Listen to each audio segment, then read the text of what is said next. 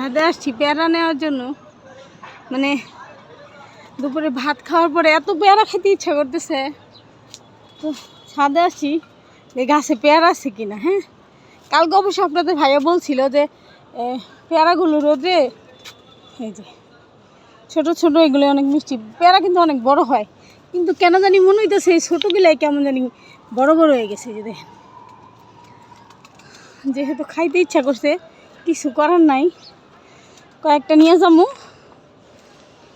আমি খাইলে তো আবার ছেলে মেয়েও বলবে আমি খাবো, আপনাদের ভাইয়াও বলবে আমি খাবো।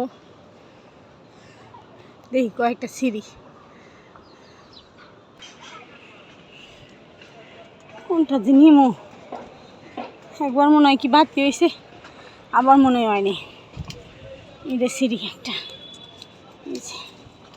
এই একটা ছিলাম, এই একটা ছিলাম।